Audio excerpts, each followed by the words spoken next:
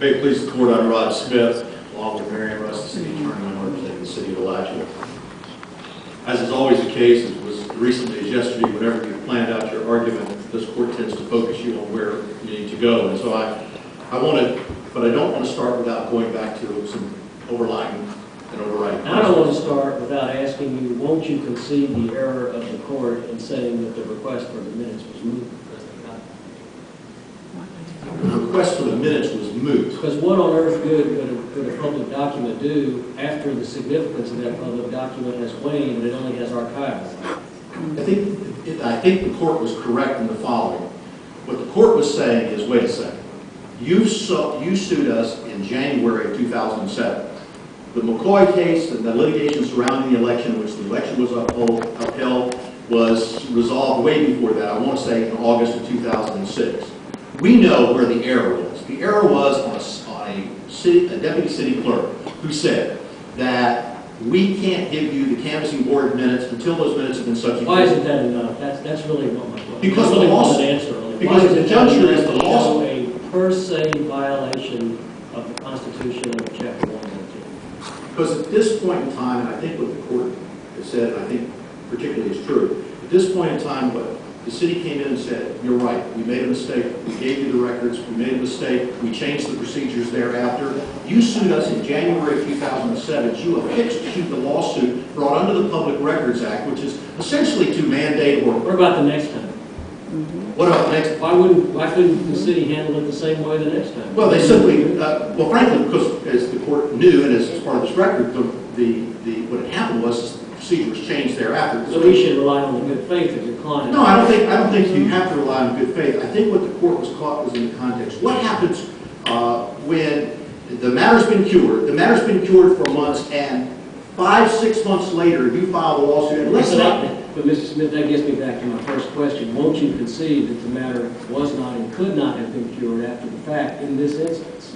It couldn't have been cured in the sense of the issue of the consent agenda, but let's not, these get so intertwined, let's not forget the following. We know that consent agendas are commonly used and nobody refutes that. We know that it's a procedure that the court has looked at in the Huff case out of the 3rd District Court of Appeals. The court has said, wait a second, we're not as a court of appeals going to get involved in the day-to-day minutia of how we operate, of how local government operates, and we really can't do that.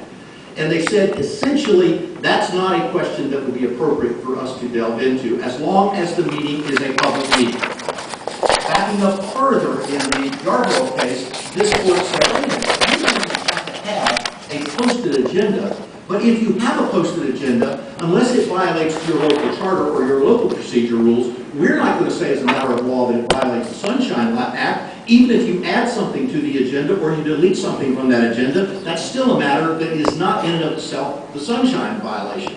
There's no question that Appendix B, which was attached to the original complaint, showed the agenda for that night. The consent agenda was minutes, April 11th, Board of Canvassing meeting to be approved. With respect, counsel, I think we're avoiding the issue, which is have a meeting of a canvassing board. They produce a document that's called the minutes, and no one in this case has ever claimed that that's not a public record. That's correct. Claim that that's an exempt public record, and that's the analysis I use. Is it a public record? Yes. So is it an exempt? Neither apply in this case. It is a public record, and it's non-exempt. I'm not sure, and we are familiar with this case law, which does seem to give a pretty good bit of wiggle room to local government. Probably that's a good thing as a matter of policy. But how does any of that case law address the fact that the record in this case was not produced until after the fact? With respect to the court, then we move away from the Sunshine aspect of the case and we go back to the public records aspect of the case, because the consent agenda issue, standing on its own, is one which this court need not delve with. I'm with you there. Now we're back to the public records issue. I want to flip it around from the way Professor Little argued and go back to the public records, back to this one document, because I sort of think it flows that way. If you don't produce that document timely, but you say, okay, we've cured our procedure, I don't see how that moots a legal question. The Nunez case, for instance, and I've cited that in the brief, the Nunez decision, is really kind of directly on point.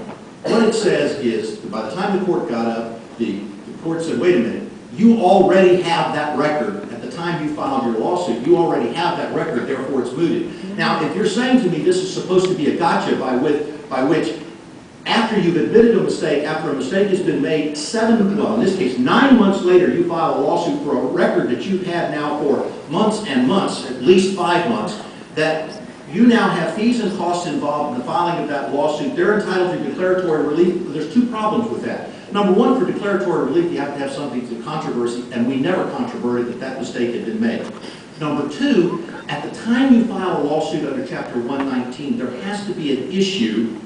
Now, the courts have been clear that if you file the lawsuit and then they give you the record, fees and costs are appropriate. If you file the lawsuit or it's the threat of the lawsuit that leads to that, that's a different thing. Now, this is a case when... If in the typical case, the media is looking for a record because they want to write a story about the Alachua City Commission, and it takes them a while to get the record, and they file suit after they get the record, they've already got it, I think your argument's just fine.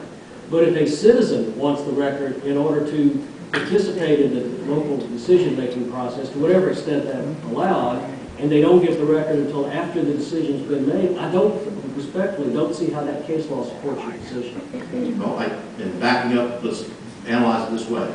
We know that the consent agenda usage, I think this court has to concede, we didn't even have a consent agenda, and that procedure is not infirm. Then the question, so the participation, and let's not forget that there's was and is always the ability to make public comment under the procedures. Even if it's on the consent agenda, if you can't get one commissioner to move it off. So that let's set aside. So now we're back to the public records.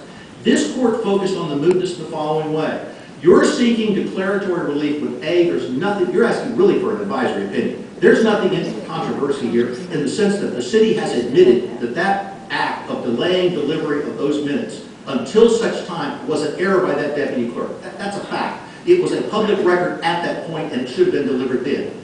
You didn't act then. You didn't seek injunctive relief then. You had the record. 9 months later, you file a lawsuit for public records declaring that we made a mistake 9 months before, which we don't controvert had occurred. Now, that's the mootness the court was focused upon. This record shows, and it's a matter of finding that thousands and thousands of documents were produced.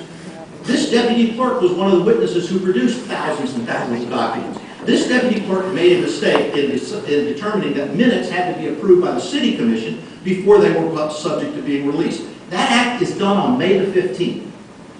On January the 9th, you file a lawsuit with a city that says, you're right, we should have done that. There's no longer any litigation as it relates to the propriety of the election. This court disposed of that in the McCoy decision. We're still not talking about the question of why would a reasonable citizen have some concern about what his or her rights were given the city's practice, and why would that citizen have the right to sue?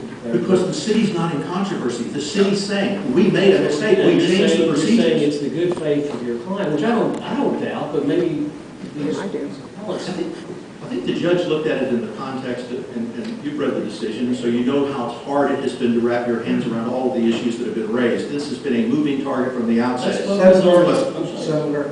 your argument is that declaratory judgment essentially can never be granted where there's not an issue in controversy. Absolutely. And I certainly appreciate the mootness doctrine, but for us to agree with you, it seems to me, we have to hold that the appellants can't go to circuit court and get a declaratory judgment that the City of Alachua violated the public records law because, well, they did violate it and they admitted it. That precludes a declaratory judgment in your view? No. But I believe the focus of the mootness is here is in the timing of what occurred. We're not saying that... But the timing is irrelevant, isn't it? I don't think it is, Your Honor. There were thousands of documents, including this document. We recognize